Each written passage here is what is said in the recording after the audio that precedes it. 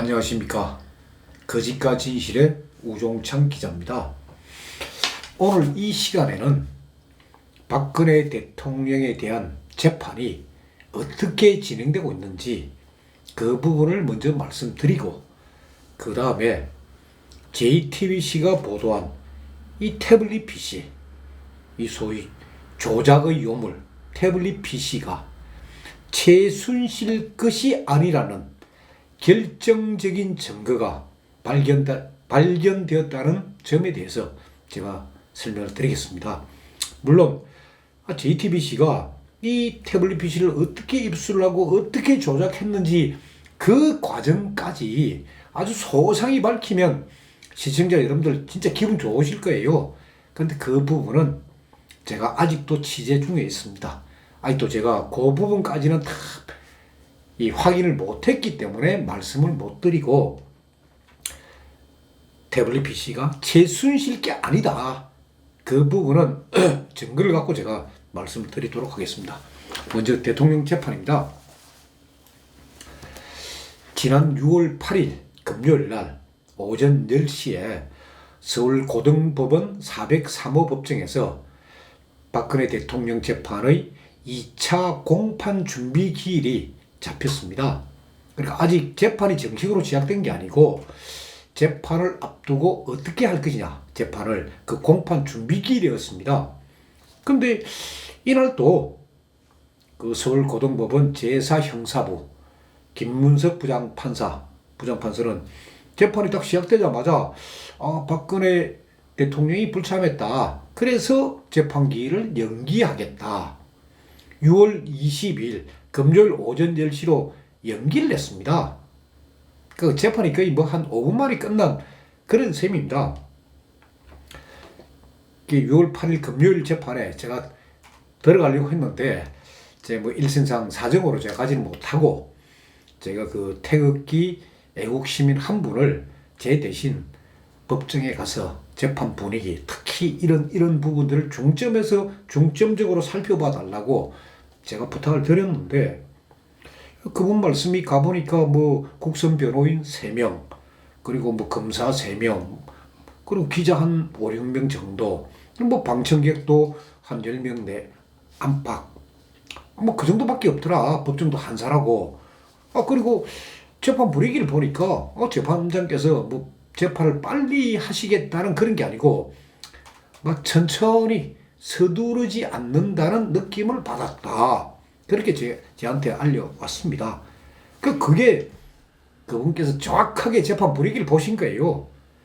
지금 서울고법 제4형사부 김문석 부장판사는 대통령 이 재판, 항소심 재판 집중하고 있지 않습니다. 왜? 이유는 딱 하나예요. 대통령 재판과 최소한 피고인 재판은 똑같습니다. 범죄 혐의가 같습니다. 그렇기 때문에 지금 최소한 피고인의 재판에 아주 심혈을 지금 기울이고 있습니다. 최소한 피고인의 재판은 6월 15일 금요일. 6월 15일 금요일 굉장히 중요합니다, 이 날이. 그러니까 최소한 피고인 6월 15일 재판 끝나고 난 뒤에 6월 22일 날, 그리고 난 뒤에 또 대통령 재판도 열고, 또 6월 15일 날 최소한 피고인의 항소심 재판에서 어떤 결론이 나지 않으면은 또 한 번 더 기일을 연기하고, 이렇게 하는 게 지금 고등법원의 지금 재판 진행 속도입니다. 그럼 6월 15일 날 재판에서 뭘 하느냐? 소위 증인 다 불렀습니다. 증거조사 다 끝났습니다. 이제는 뭐냐? 이 사건의 쟁점 부분에 대해 가지고 특검, 검찰, 그리고 변호인단이 주장을, 법정에서 핵심 쟁점들에 대한 주장을 펴고, 그 주장을 의견서로, 서면으로 변호인 의견서로 제출하는 아주 그런 중요한 자리입니다. 그래서 지금 6월 15일 날 재판은 제일 먼저 이제 특검 측에서 2시간에 걸쳐서 먼저 의견을 개진을 하고, 그 다음에 검찰에서 1시간 반 동안 자기네들이 의견을 개진하고, 그 다음에 이제 변호인단이 3시간에 걸쳐가지고 변호인단의 반박 의견을 이야기를 하고, 그리고 난 뒤에 특검과 검찰과 변호인단이 서로 공방을 펼치는 거예요. 이 주장은 잘못되었다는 거. 그래서 그런 공방을 펼치는데 6월 15일 날 법정에서 공방이 끝나면은 그게 이제 바로 결심으로 가는 겁니다. 그런데 그날 공방을 다 못 펼치면은 다시 한번 기일을 잡아서 한 번 더 진검승부를 펼치도록 하겠다는 게 김문석 부장판사의 생각입니다. 이건 이미 법정에서 다 공지가 되었습니다. 그래서 6월 말쯤에 재소원 피고인의 항소심이 결심이 되면은 이 판결문 서는데 적어도 한 달 보름은 봐야 됩니다. 그래서 8월 중순쯤 재소원 피고인의 2심 선고문 그때 나올 것으로 보고, 그리고 그 다음에 대통령에 대한 항소심 선고가 떨어질 것으로 그렇게 저는 지금 예상을 하고 있습니다. 그래서 6월 15일 날 이 재판, 이 진검승부에서 변호인단의 전략 간단합니다. 딱 두 가지예요. 저도 몇 차례 말씀드렸지만은 변호인단 전략은 첫째, 태블릿 PC예요. 이 태블릿 PC 최소한 피고인 것이 아니라는 점, 태블릿 PC가 최소한 게 아니다, 그것만 밝혀져도 국민들의 관심이 확 달라집니다. 전부 다가 아니 최소원이라는 여자가 드레스덴 연설 같은 그 중요한 연설을 대통령께서 연설하기 하루 전에 받아보고 30군데나 빨갛게 밑줄을 쳐서 수정했다. 그러니까 대통령은 소위 최순실의 꼭두각시다. 이게 이제 국정농단이에요, 이게. 그런데 이 태블릿 PC가 최순실이가 쓴 게 아니다 라는 게 밝혀진다면은, 아니 국민들이 얼마나 놀라겠습니까? 그렇게 되면 결국은 이 박근혜 대통령 사건은 언론의 기획 폭로, 그러니까 TV조선, 한겨레신문, JTBC 언론의 기획 폭로, 그리고 검찰의 기획 수사, 윤석열 특검 수사팀장의 기획 수사, 그렇게 이루어진 기획된 국정농단 사건입니다. 그래서 저는 이걸 대국민 기만 사건이라고 말씀드리고 있는 겁니다. 태블릿 PC의 진실, 이 부분을 집중적으로 하고, 다음 두 번째가 이제 뇌물 부분입니다. 뇌물 부분은 딱 그거 아닙니까? 묵시적 청탁. 그러니까 직접적인 청탁은 없었지만은 막 묵시적인 청탁이 있었다는 게 김세용 판사의 1심 판결문입니다.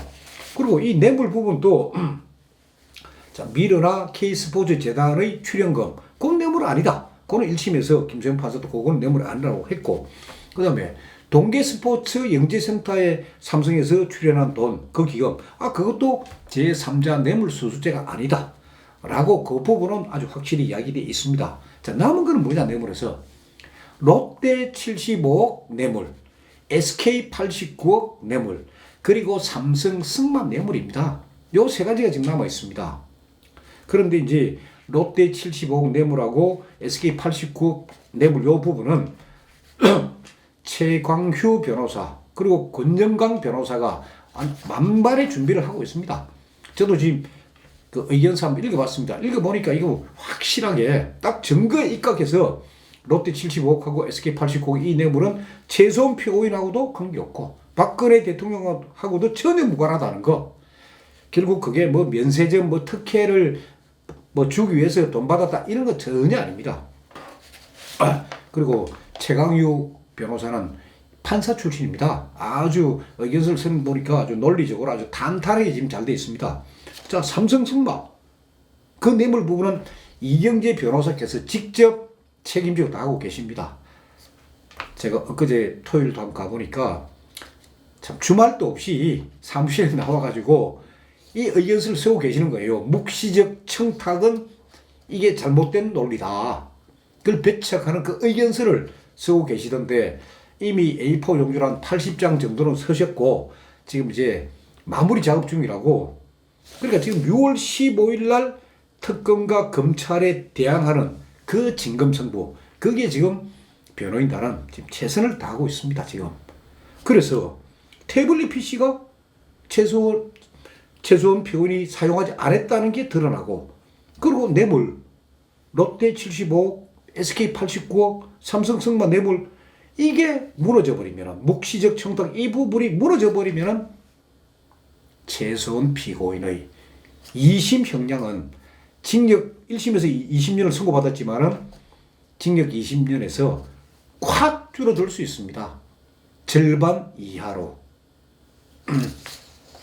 제가 항소심 재판을 쭉 진행 이 상태를 보니까 결코 최소한 피고인의 형량이 절반 이하로 줄어들 가능성이 없지 않습니다. 결코 불가능하지 않습니다. 그러니까 2심에서 그리고 서울고법 제4 형사부가 최소한 피고인 먼저 선고하고 거기서 형량이 확 줄고 그 다음에 박근혜 대통령 선고할 때 박근혜 대통령께서는 뇌물 한 푼 안 받으신 분입니다. 그런 분한테 어떻게 뇌물죄를 씌울 수 있습니까? 박근혜 대통령 무죄 저는 확신합니다. 그러니까 최소한 피고인의 2심 선고에서 형량이 확 줄고 그 다음 되면은 박근혜 대통령 무죄 선고도 충분히 가능합니다. 다만 블랙리스트 사건 이런 부분이 있는데 그건 결국 대법원에서 판단을 받으면 됩니다. 대법원에서 그 블랙리스트 부분이 대통령의 정당한 통치 행위다 하면 무죄입니다. 그렇기 때문에 지금 2심 재판 진행 상태를 볼 때 저는 아마 8월 달에 있을 예정인 최소한 피고인의 1심, 항소심 선고, 그게 상당히 국민들한테 충격을 줄 것으로 저는 예상을 하고 있습니다. 그 근거도 있습니다. 그동안 보십시오. 항소심, 재판부가 항소심에서 소위 말해서 공소장 성명 요구한 거, 그 부분도 제가 지금 몇 가지 그 중요한 부분을 말씀 안 드리고 있는데, 그거는 뭐 변호인의 어떤 재판 전략이기 때문에 제가 자세히 말씀을 안 드리지만은 그 부분도 굉장한 변수가 될 수 있습니다. 가만히 지켜보십시오. 그리고 또 하나.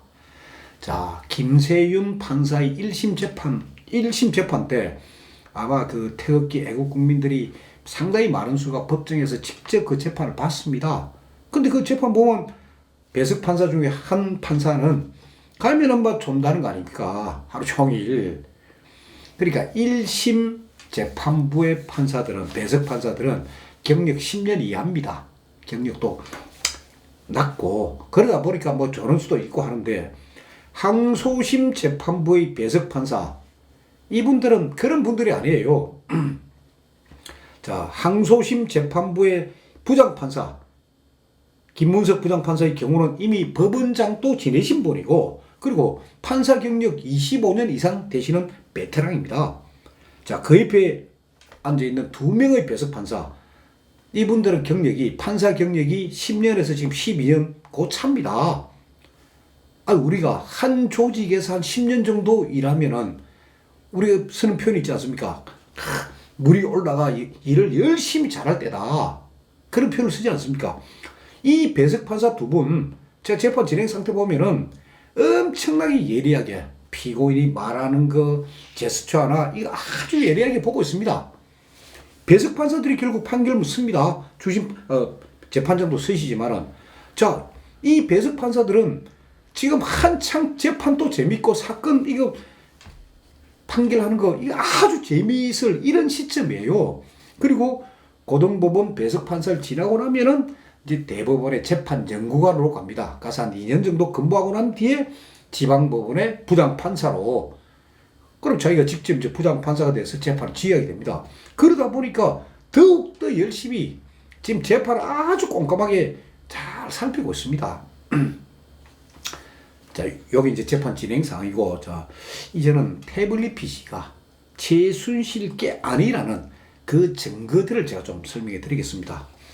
자, 이 태블릿 PC와 관련해서 여러 가지 말들이 많은데, 검찰 수사를 통해서 확인된 사실들부터 제가 일단 먼저 말씀드리겠습니다. 이 태블릿 PC는 2012년 6월 22일 날 김한수가 개통했다 하는 것은 확인된 사실입니다. 2012년 6월 22일 날 김한수가 소위 SK텔레콤 텔레콤 대리점에 가가지고 서비스 신규 계약서를 김한수가 자필로 쓰고 그리고 자필 사인까지 있습니다. 그리고 난 뒤에 그날 6월 22일 낮 12시 5분에 소위 이 태블릿 PC로 개통되었습니다 하는 문자 서비스가 날라옵니다. 그래서 김한수가 바로 그걸 보면서 그때부터 사용이 가능했던 그 태블릿 PC입니다. 그러니까 개통자 김한수 그 부분은 부인할 수 없는 사실이고 뭐 그 이후에 뭐 김한수가 이걸 뭐 최순실에게 주었다는데 그거는 김한수의 주장이 다르고 저는 그건 믿지 않습니다. 다음 두 번째 확인된 사실 뭐냐? 요금 납부자예요. 태블릿 PC 요금 납부자. 그건 김한수라는 거. 그건 부인할 수 없는 확인된 사실입니다. 자, 김한수가 그때 맺은 신규 서비스 신규 계약서 그 초안에 딱 보면은 태블릿 PC 기기 값은 88만 원인데 24개월간 2년간 할부 키로 해가지고 월 납부액은 23,610원이다. 그런 게 그 계약서에 나와 있습니다. 그리고 통신요금, 이제 기기값이 있고 그다음에 통신요금 있지 않습니까? 통신요금은 월정액입니다. 한 달에 매달 정액 얼마다. 월정액 요금으로 45,000원인데 18,000원을 할인을 받아가지고 매달 납부하는 월정액은 27,000원. 가로 열고 부가세 제외. 이렇게 되어 있습니다. 계약서에. 그래서 이 기계값하고 통신요금 합쳐가지고 김한수가 매달 이거 계좌로 지급한 돈이 56,610원입니다. 이건 다 확인된 사실입니다. 그리고 2012년 6월 22일 그 개통 당시에 그때 김한수는 머레이 컴퍼니라는 아동용 문구류 제조회사 대표이사입니다. 대표이사이면서 박근혜 대통령 후보 캠프에서 활동을 하였습니다. 그래서 개통 당시에는 김한수가 이 머레이 컴퍼니 대표이사니까 회사 명의의 법인카드, 그게 외환카드입니다. 그 법인카드 계좌로 자동 이체를 쫙 합니다. 그래서 이거는 검찰에서 SK텔레콤이 직접 확인한 결과예요. 확인해 보니까 이 태블릿 PC 사용 요금이 개통 그날부터 2013년 1월 31일, 2013년 1월 31일까지는 마레이 컴퍼니라는 법인에서 거기에서 지급이 됐습니다. 그 이후부터 그러니까 2013년 1월 31일 이후부터 2016년 12월 13일 이 사건 터지는 그 무렵까지는 김한수 개인 명의의 신한카드로 결제된 거. 이건 검찰에서 SK텔레콤이 확인해가지고 다 확인된 사실입니다. 그러면 왜 이게 법인 결제 계좌가 왜 바뀌었을까요? 딱 그거예요. 김한수는 2013년 2월 25일부터 청와대 근무입니다. 청와대 홍보수석실 뉴미디어 정책비서관실 행정관 글로 자리를 옮겼기 때문입니다. 그래서 김한수는 2013년 2월 25일부터 자기 청와대 공무원이 됐으니까 그때부터는 자기 개인 소위 신한카드 글로 해가 통신요금이 자동 이체되게끔 그래 했던 겁니다. 그리고 태블릿 PC 요금이 결제된 날이 딱 보니까 매달 13일이에요. 김한수 진술조서에 이 태블릿 PC 통신요금 이게 붙어 있습니다. A4 2장짜리입니다. 저도 그걸 봤습니다. 근데 저도 그걸 보면서도 별로 그거 뭐 개인 명의로 바꿔서 냈구나 정도로 봤지 저도 이걸 참 유심히 안 봤습니다. 해답이 바로 여기에 있습니다. 여기 요금 책에서 바로 이게 최순실이 사용하지 않았다는 그 증거가 이 요금 책에 있습니다. 이를 발견한 사람도 누구냐? 지금 이경재 변호사를 도와가지고 태블릿 PC 진실을 규명하는 민간인 전문가 세 분이 계십니다. 그 중에 한 분입니다. 그분이 요금 체계를 보면서 이상하다 하고 의문을 제기해가지고 찾다 보니까 이런 중요한 이런 결정적인 단서를 찾은 겁니다. 앞에서도 제가 말씀드렸지만은 이 태블릿 PC 요금 납부일의 부분 A4 용지 딱 2장짜리 신한카드에서 그 통신요금 거래 현황 그거 딱 붙여놓은 겁니다. 그거 딱 보면은 태블릿 PC 월 납입액은 51,610원 일정합니다. 그러니까 그러다가 이제 기기값이 할부기간 24개월이 지난 2015년 7월 14일 이후에는 기기값 23,610원이 빠지니까 그때부터는 26,400원만 통신요금으로 계속 납부된 거예요, 이게. 근데 이 전문가 찾은 게 뭐냐? 이 태블릿 PC가 2012년 6월 22일 날 개통돼가지고 2016년 12월 13일까지 요금이 납부가 됐는데, 그러면 5년 동안에 이 태블릿 PC 이용 요금이 똑같아가 매달 정액제 똑같은데 딱 세 번 요금이 평소보다 2배로 정액된 겁니다. 2배로. 그게 언제냐? 2013년 2월, 2013년 8월, 그리고 2013년 9월입니다.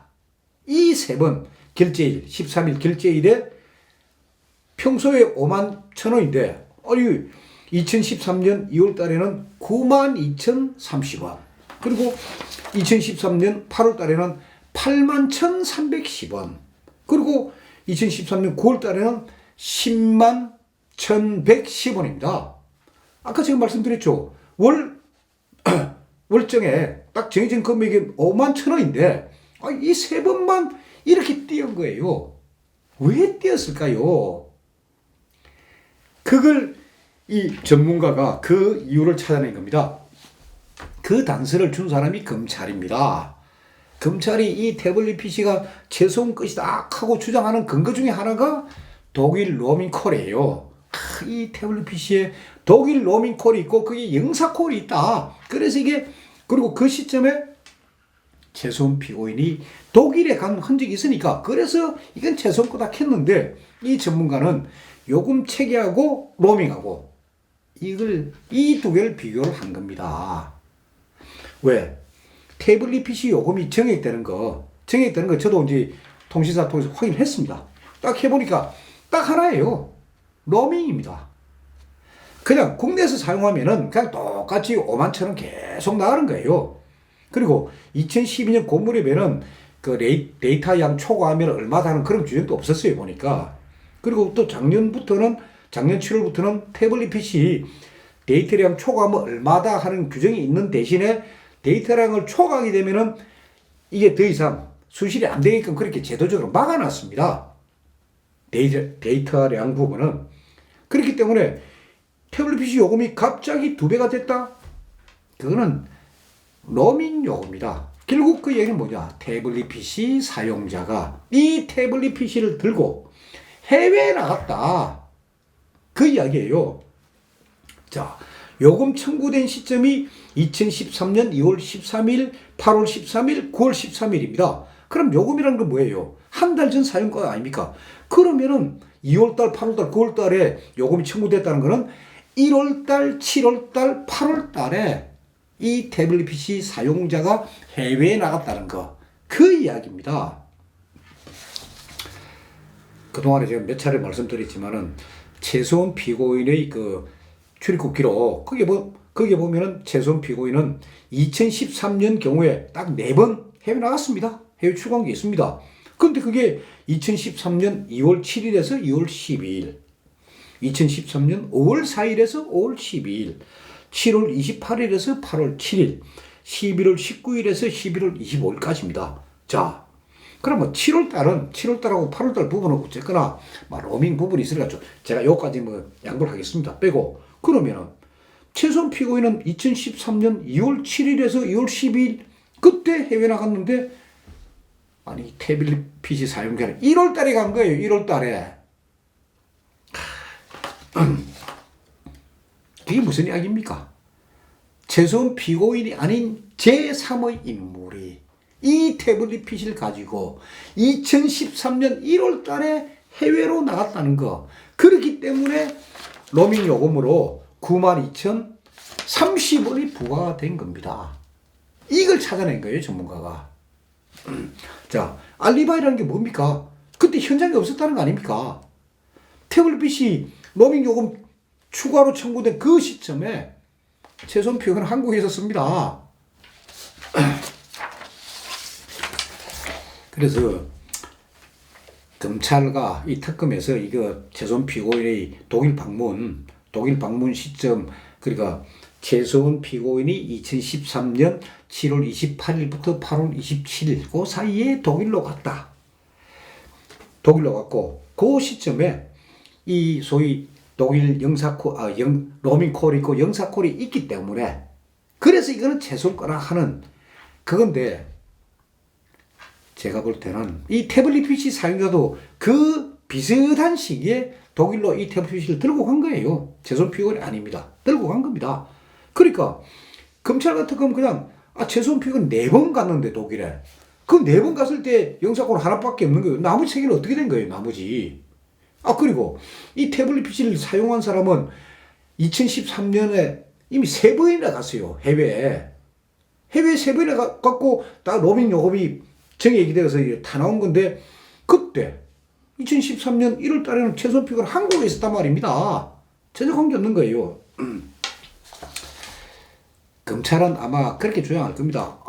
최소한 피고인이 2013년에 4번 갔지만은 그 영사콜이 한 번밖에 없는 거는, 로밍콜이 한 번밖에 없는 거는, 그거는 최소한 피고인이 그때는 안 들고 왔을 거다. 그때는 안 들고 왔고 나머지는 들고 왔을 거다. 이렇게 주장할 수 있어요. 이렇게. 그러면 최소한 피고인이 2013년에 4번 독일 가는데 소위 한 번은 들고 가고 나머지는 3번 안 들고 왔다. 그리고 지금 태블릿 PC 사용자가 간 해외 나간 시점하고 최소한 피고인하고 전혀 안 겹칩니다. 그래서 검찰하고 특검 주장은 논리적 비약입니다. 이 태블릿 PC 사용자, 이 태블릿 PC, 그러니까 제가 말씀드리지만은 이 태블릿 PC를 개통한 사람, 요금을 납부한 사람은 이미 검찰과 특검 조사에서 김한수다. 그런 거 다 확인되었습니다. 때문에 검찰은 2012년 이후에 김한수 출입국 기록 그것만 내놓으면 됩니다. 제가 볼 때 검찰이 진짜 이 출입국 기록 조사를 안 했는 것인지, 조사는 했지만은 그걸 법원에 제출했다가는 불리한 증거가 되기 때문에 제출 안 했는 것인지는 모르겠지만은 왜 그 증거를 안 내놓습니까? 김한수 출입국 기록만 있으면 이건 다 밝혀지는 문제입니다. 결론적으로 2013년 1월에 누군가가 태블릿 PC를 들고 해외에서 섰고 그리고 로밍 요금을 물었는데 그때 최소한 피고인은 한국에 있었습니다. 해외 나간 적이 없다는 거. 이런 알리바이가 이번에 발견된 겁니다. 또 하나. 이 태블릿 PC가 김한수하고 밀접하게 얽혀 있다는 증거를 제가 또 하나 말씀드리겠습니다. 이 태블릿 PC 속에 이 각종 사진 파일이 저장되어 있습니다. 각종 사진 파일들. 그러니까 태블릿 PC로 찍은 사진들은 17장밖에 없고 나머지는 태블릿 PC 사용자가 자기 인터넷을 통해서 관심 있게 본 기사, 그 기사에 같이 붙어 있는 사진들이 이 태블릿 PC 속에 다 흔적이 남아 있는 거예요. 그래서 그 사진들, 그걸 유형별로 제가 분류를 해봤어요. 과연 사용자를 추정할 수 있는 단서가 없을까? 이가 유형별로 탁 해보니까 5가지 공통점이 나온 겁니다. 하나는 뭐냐? KBS, MBC, 연합뉴스TV, TV조선, 중앙일보, 한겨레, 일간스포츠, 뉴데일리, MBN, JTBC, 그러니까 한국의 모든 언론사, 그리고 미국의 ABC 뉴스, 이 전부 언론사의 로고 사진, 이런 게 굉장히 많이 있어요. 이 사진들이. 언론사하고 관계된 사진이 많다는 것, 첫째. 다음 두 번째. 스티브 잡스를 표지 모델로 한 잡지, 그리고 실리콘밸리의 신화와 관련된 IT 분야 사진들이 상당히 많은 거예요. 그게 또 하나의 특징입니다. 그리고 세 번째, 오토바이를 타고 있는 남자, 미모의 외국 여자, 명품 시계와 신발, 핸드백, 여자용 구두, 여성용 밍크 코트, 라이방이라는 상호가 붙은 선글라스, 그 다음에 슈퍼주니어, 연예인 이승기 사진, 이런 것들이 또 상당히 많은 거예요. 네 번째 사진만은 뭐냐? 원숭이, 킹콩, 고양이, 토끼, 이 각종 동물, 그리고 어린이들이 좋아하는 캐릭터, 유아용 신발과 옷 사진, 이 사진들이 또 왕창 들어있는 거예요. 다섯 번째 분류한 뭐냐? 박근혜 대통령이 그 후보 시절의 유세 장면, 그리고 또 박근혜 대통령께서 여름 휴가, 저도에서 보는 여름 휴가 사진, 그리고 김기춘 비서실장 얼굴 사진, 안철수 지금 뭐 서울시장 그 후보자 안철수 얼굴 사진, 김한길 옛날에 그 민주당에 있었던 김한길 얼굴 사진, 손학규 얼굴 사진, 최경환 얼굴 사진, 이 정치인 사진들이 많이 있는 거예요. 다섯 가지 종류가. 그래서 이 사진들 쫙 종합을 해보면은 이 태블릿 PC 사용자는 박근혜 대통령과 어떤 식으로든 연관이 있고, 두 번째, 언론과 관련된 업무에 종사를 하고, 세 번째, 어린이를 두고 있는 젊은 가장이다. 어린이를 두고 있는 젊은 가장이면서 IT 분야에 관심이 많은 사람이다. 태블릿 PC에 나타난 이 사진들, 본 기사들을 딱 분류별로, 종류별로 딱 분류를 해가 딱 요약을 해보니까 이런 특징이 나오는 거예요. 대통령을 잘 알고, 그리고 언론과 관련된 업무에 종사하고, 어린이를 두고 있는 젊은 가장이고, IT 분야에 관심이 많은 사람, 누구였습니까? 바로 김한수예요. 그래서 김한수라는 증거는 이 태블릿 PC 속에 소위 특검의 말 맞다라 이 차고 넘칩니다. 그런데 지금 그거를 특검과 검찰은 인정을 안 하려고 하니까 일단 셀카 사진, 뭐 최순실이가 뭐 셀카로 찍었다는 그 사진은 도저히 이제 주장할 수 없는 건 쏙 빼고, 이제 독일 동선 이걸 주장하는데, 독일 동선은 저 요금을 통해 가지고, 아니 독일 동선이 로밍콜인데 로밍콜 했다는 얘기는 요금이 더 많이 부과되는 거고, 그래서 요금을 통해서 사용자를 추정을 해보니까 이거는 최서원 피고인은 한국에 있을 때 누군가가 이거 들고 해외 나간 거예요. 그게 다 드러난 겁니다. 그 다음에 있는 게 제주도 동선. 제주도 동선은 이미 제가 몇 차례 말씀드렸지만 그거는 최서원 피고인하고 전혀 무관한, 먼저 제주도에 도착한 어느 사람이 이걸 갖고 있었던 거예요. 그것도 종합하면은 결국 다 김한수로 추정이 다 됩니다.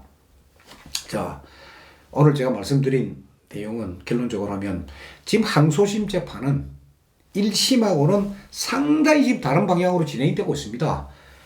1심 때 재판부 뭐 조는 판사도 있었고 하지만 지금은 눈이 진짜 살아 있습니다. 엄청나게 이 재판, 소위 그 한 조직에서 10년, 12년 된 이 베테랑 배석 판사들이 이 사건을 지금 보고 있습니다. 그래서 저도 이 재판 진행 상태로 볼 때 항소심 결과 뭔가 달라질 것이다. 진짜 국민들을 다시 한번 놀라게 하는 그런 결과가 나올 것이라고 저는 나름대로 뭐 추정을 하고 있습니다. 그리고 다음 시간에는 제가 지난번에 약속드린 대로 진동빈 롯데그룹 회장 법정에서 박근혜 대통령을 옹호하는 그 진술 법정 녹음 테이프를 제가 입수했습니다. 다음 시간에 그 부분을 그대로 신동빈 회장이 법정에서 한 진술 그대로 털어드리면서 롯데 75억 뇌물 사건의 진실을 제가 설명하겠습니다. 감사합니다.